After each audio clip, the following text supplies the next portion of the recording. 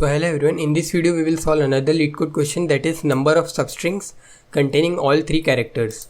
So we are given a string S containing only characters of A, B and C, and we need to return the number of substrings containing at least one occurrence of all these three characters, that is A, B and C. So let us see this first example and try to understand the question and find some solution out of it. So this is the first example that they were given, and this is the string and this is the answer for that. So we need to keep track of characters of A, B and C. So what we can do is we can maintain a map in which we will store the frequencies of A, B and C as well, and we will check if A, B and C both three of them are present or not. Then we will proceed further, otherwise we will not. So how we can do this question? First we need to maintain a map, that is for sure, but how we can get this answer 10? Let us see that. So what we'll do, we will be moving with the help of two pointers I and j. We'll keep storing elements inside our map. So until we have all the three characters in our map, we'll keep iterating in our string. So we are iterating with the help of j pointer here. So when we will reach here at C, our map will contain A also, B also and C also. This is our current window. So if you read the question, they have said at least one occurrence of A, B and C should be present in the substring. So if at this stage we have one occurrences, then obviously if we have subarrays of size greater than this, let's say for example this, they will obviously for sure will have one occurrence at least of all these three characters. So what we can do, whenever we have found at least one occurrence of A, B and C, we'll maintain one answer and we will add n minus j to our answer. Now why we are doing this? Let me name this indices. So this is the j pointer, this is the I pointer. So the indices are as follows: 0, 1, 2, 3, 4 and 5. So at index number 2, so at j equal to 2, we have all three characters present in our map. So n minus j, what is n minus j? So n is 6, so 6 minus 2, that is 4. So why we are adding 4 subarrays to our answer? Because if we found this subarray which has all three elements inside, all three elements occurring at least one, so obviously subarrays with size greater than this will also have these three characters as well. So what are those subarrays? Obviously the size greater than this. So one can be this one can be this one, we have seen already, and one is this one. So in total we have 4 subarrays: one this one, second this, third this and fourth this. So n minus j, that's why we are doing. Now once we have all these three characters present, what we need to do is we need to shift our I pointer, because now we don't need to move our j pointers, because if we move this j pointer there is no point, because we have already considered this subarray.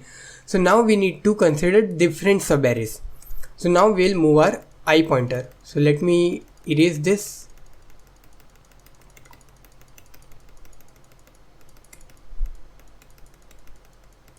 So yeah, so our j was here and our I was here, so we need to move our I pointer.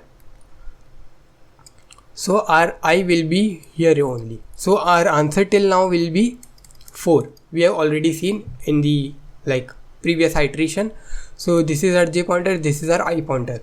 So this window doesn't contain all three elements. So now we need to move our j pointer. So j. Now this window contains all the three elements A, B and C. So that means this is a valid window. So all the windows greater than this will obviously will add up to our answer. So we need to do n minus j. So 6 minus j. What is j? 0, 1, 2, 3. 3. This is 3. So we'll add 3 to our answer. Now we don't need to iterate forward with the help of j. What we will do? We'll move our I pointer forward.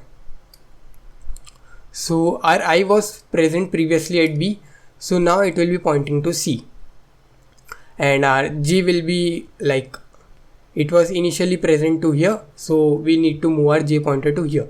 Now this is one valid window. So again this will add up to our answer, and what is the indice of this j? It is 4. So we need to add 6 minus 4, that is 2 to our answer. Now again we will move our I pointer. So let me erase this. Now our I pointer will be pointing to this A, and this is another window which will be valid. So we'll add 1 to our answer, because at this state n minus j will be equal to 6 minus 5, that is 1. So we are adding. Now this adds up to this is 7, 8, 9 and 10. So this is the answer that we got, and this is the actual answer. So what we are doing is, we are iterating to the entire string A, B, C, A, B and C.